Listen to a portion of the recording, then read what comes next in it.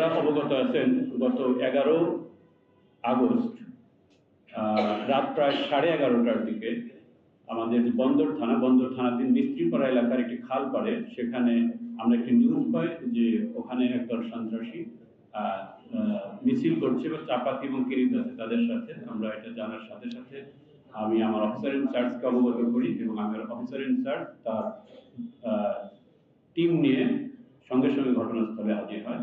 ঘটনাস্থলে হাজির হয়ে তাদেরকে ধাওয়া দিলে তারা কিছু দূর সামনে অগ্রসর হয়ে তারা আমাদের পুলিশ সদস্য আমাদের বন্দর থানার সাব ইন্সপেক্টর রানাকে তারা আঘাত করে এবং উপর্যুপরি কুপিয়ে তারা জখম করে। পরবর্তীতে এর ভিত্তিতে আমরা বেশ কিছু এর সাথে সংশ্লিষ্ট আসামিদেরকে অ্যারেস্ট করতে সক্ষম হই। অ্যারেস্ট করার পরে এর সাথে একেবারে ওতপ্রোতভাবে যে জড়িত মূল আসামি, সেই আসামি আমাদের বিভিন্ন জায়গায় পালিয়ে বেড়াচ্ছিল।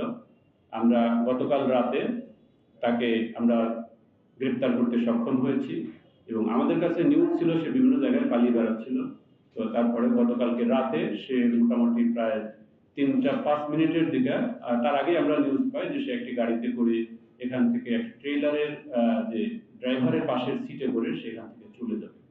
তো যাই হোক, নিউজ পাওয়ার পরবর্তীতে আমরা আমাদের টিম সেখানে পাঠাই। পাঠানোর পরে তো প্রায় এই সমসাময়িক সময়ে সে ইয়াতে করে ওই ট্রেলারের যে ড্রাইভারের পাশের যে সিট, হেল্পারের যে সিট, সেই হেল্পারের সিটে উঠে সে ওই টানেলের পশ্চিম পাশ থেকে উঠে সে ঢাকার উদ্দেশ্যে রওনা দেওয়ার চেষ্টা করছিল। ইতিমধ্যে আমরা আমাদের টিমকে সেখানে পাঠিয়ে দিই এবং আমাদের টিম সেখানে গিয়ে তাকে হাতে নাতে ধরতে সক্ষম হয়। তাকে সেখান থেকে ধরে পরবর্তীতে তাকে তার আসামি মূল আসামি শাকিল এবং তার সাথে তার আরেক সহযোগী ছিল আরিফ, দুজনকে আমরা অ্যারেস্ট করতে সক্ষম হই।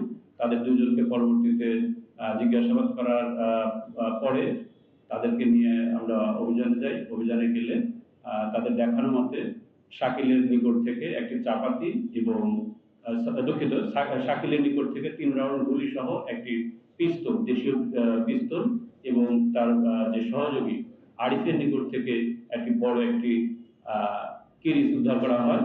আর আমরা আসামিদের বিরুদ্ধে আইনগত প্রক্রিয়া নিয়ে আসি। যেহেতু পুলিশকে আঘাত করেছে, আহত হয়েছে, আমরা তাকে সন্ত্রাসী হিসেবেই দেখছি। আর তার রাজনৈতিক পরিচয় আছে, তার রাজনৈতিক কিছু আছে, আমরা তাদেরও গ্রেপ্তার করতে সক্ষম হয়েছি এবং আমরা তদন্ত করছি। এর পেছনে যদি আরো কারো দায় থেকে থাকে আমরা তাকে আইনের আওতায় নিয়ে আসবো। শাকিলের কোনো পদবি এখন পর্যন্ত আমরা পাইনি, আমরা এটা তদন্ত করে দেখছি এবং মূলত তার বিরুদ্ধে আমরা তথ্য প্রমাণ যতটুকু পেয়েছি, ইতিপূর্বে তার বিরুদ্ধে আরো 7টি মামলা আছে, আমরা সেগুলো আমরা দেখছি। তার বিরুদ্ধে অস্ত্র মামলা সহ আরো বিভিন্ন ধরনের মামলা আছে, 7টা মামলা দেওয়া আছে। এই বিষয়ে ডিটেলস আপনাদেরকে দেওয়া আছে। এই প্রশ্নের জবাবটা আমি আগে একবার আপনাদেরকে দিয়েছি। বস্তুত তারা প্রস্তুতি নিয়ে যেহেতু মিছিল করছে, তার মানে তাদের প্রস্তুতিটা ছিল এবং আমি যতটুকু আপনাদের অবহিত করেছি, আমি আবারও বলছি যে তারা যেহেতু প্রিপারেশন আগে থেকে নিয়েছিল, তার মানে তাদের এই ধরনের একটা মানসিক একটা প্রস্তুতিও ছিল।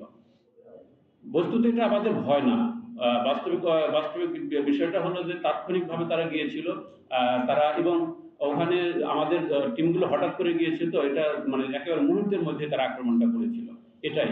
এবং আপনারা জানেন যে সিএমপির যে বর্তমান কমিশনার স্যার জনাব হাসিব স্যারের যে নির্দেশনা, তার প্রত্যক্ষ নির্দেশনা মোতাবেক আমাদের টিমগুলো কাজ করেছে এবং স্যারের একেবারে নির্দেশনা হলো যে এখন থেকে পুলিশ তার রাইট অফ প্রাইভেট ডিফেন্স নিয়ে আপনার যে কোনো মুহূর্তে যদি কখনো কোনো সন্ত্রাসী পুলিশকে আঘাত করতে আসে, একেবারে তাৎক্ষণিকভাবে সেটার বিরুদ্ধে আমরা জবাব দিব।